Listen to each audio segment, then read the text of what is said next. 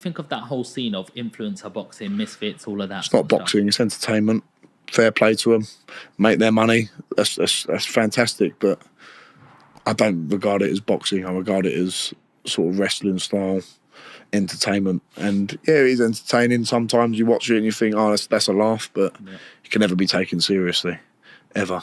And that's the danger, though. Like young kids coming through now will look on my TikTok comments. They'll be like, "When you're fighting Jake Paul, you should fight Tommy Fury," and like they don't understand what we have to go through as professional boxers. I know Jake Paul trains really hard, KSI, and fair play to him for making loads and loads of money, and they're great businessmen. But I mean, come on, fighting a 60-year-old nearly Mike Tyson versus Jake Paul, I've got no time for that. How do you think that plays out? Because it is scheduled for November. I think, well, considering that Mike Tyson had to be taken off a plane, didn't he, for having heart problems, I don't think they should be sanctioned at all, ever. It's wrong. Who is your favourite boxer of all time? I've got a few. Lennox Lewis being one of them. Yeah. Unbelievable. Rocky Marciano. Yeah. Old classic guy. The modern guys, Joshua, Fury, love them two the most. There's no Tyson in there? Mike Tyson? Oh, Mike Tyson, unbelievable. Unbelievable. But in terms of my favourites, probably Lennox Lewis, someone like that, Vitaly Klitschko. But Mike Tyson, in his prime, watched him 18, 19, 20 years old, smashing people up who were like 10 years older than him, getting a world title at 20 years old. Unbelievable. Johnny, a big name has just been dropped. Yeah, everyone's talking about Chisora and you. Yeah. You know, everyone's just like putting you straight into that Another mix legend. now. He's like, you know, War Chisora, they call him, don't him? He's like a real veteran. Couldn't believe he beat Joyce. Couldn't believe that. Yeah, I thought Joyce would be able to deal with him, but Chisora just keeps coming back. He's had 2 wins on the... Is it 2 wins on the bounce now? Who did he fight before? He fought someone else recently, but he just keeps coming back, and if he's still winning, Joe Joyce is a great name to have on your resume. So I've got a lot of time for Joe Chisora. He's a legend, and people have been bounding our names around. Eddie being the main man who's been doing that, and I feel a bit disrespectful to thinking like I'm calling for that fight. So I'm not calling for it, but if Derek Chisora came and said, let's have a fight at the O2, let's set it out, I want to do it, I wouldn't say no. It would be an honour to share the ring with Derek Chisora, and I think I'd have a good chance in. Not saying I'd win it, but I'll give a good account of myself, you know? Yeah. How much of a task is it for Chisora being a 40-year-old? That's the problem. Maybe if it was 3-4 years ago, I'd feel slightly differently. But age waits for time waits for no man, and he's been in some grueling fights, and I think Del Boy's a great character, and I think he's an unbelievable guy, unbelievable for British boxing. He'll go down and be remembered by a lot of people, and time waits for no man. How important is timing in terms of when you're facing your next opponent? You know, if you go straight for Chisora, where do you go from there? You might be able to, you know, face an opponent like that. You might be able to get through a wall like that and show a lot of, you know, toughness, but is it too fast too soon? Because you've had all these first-round knockouts. Not sure how much experience you're getting in the sort of actual ring.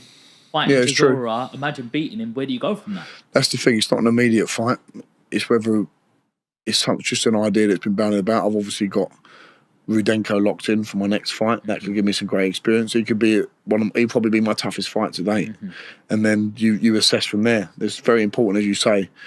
You've got to look at one fight at a time. And all that's on my mind right now is beating Rudenko whenever that happens in the next month or two. How does it feel like when you're training for a fight? You've got your trainer there, you've got a manager there, you've got a whole team around you. What happens when you're in that ring and you're alone all of a sudden? That's it. That's the name of the game, isn't it? Like, it doesn't matter how... This is the thing with boxing, it's quite unique in a way. You don't have 10 other football players on the pitch, you don't have 14 other rugby players. If you cut corners, it's going to show. And if you're moaning about coaches, trainers, managers, it's up to you to put them all into line, because at the end of the day, you're the one who's going to be seen in the ring and be accountable for what's happened in the camp. So you've got to take an onus on that and be the boss. Unfortunately, without sounding arrogant or belittling the other people, you've got to be in control, because the only person it comes down on when it all goes wrong is you. That's the bottom line. and you're the one who takes the punches in the head. No one else does. Not your manager, not your trainer, not your promoters, not your strength and conditioning coaches. They're all part of your team, but the one who's going to be getting punched in the face is you. Does it ever get to you mentally? No. I love it. I absolutely love what I do. I get to go up and train every day. I love training. It keeps my head screwed on. If I couldn't train, I think I don't know what I'd do. It keeps me sane, for like it does for a lot of people. So yeah, I absolutely love the ability that I've got to go and train and do something I love every day. Before you're ready to challenge for a major title, what milestone do you feel that you need to hit? I don't think of it in that way, Sean. I don't think I have to hit anything. I think the map is in my destiny of where I'm meant to go. All I have to worry about is winning the next fight. There's no milestone I think of in my head that I think, well, I've got to do this amount of this or do that. It's all mapped out already. All I've got to do is dedicate myself 110%, and then the rest will follow.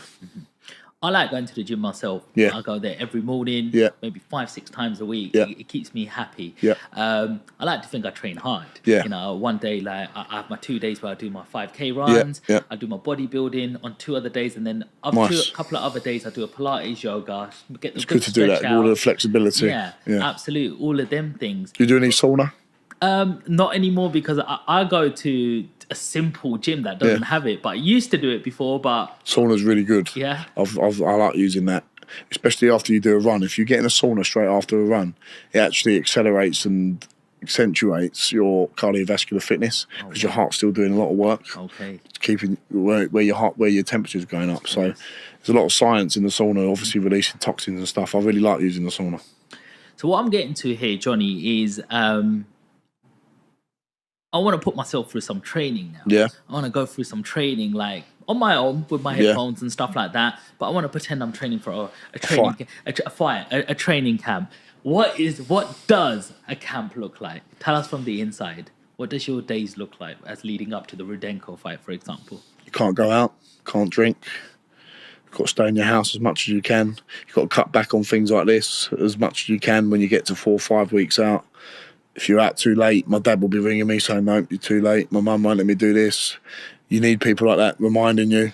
All it is you go up, you wake up, have a nice breakfast, go training, come back and sleep, go training again, then get in a sauna afterwards, walk your dog in between all that, have a bit of food at home or in your local restaurant where you can chill, go to sleep, do it all again the next day. No going out on Friday nights, Saturday nights.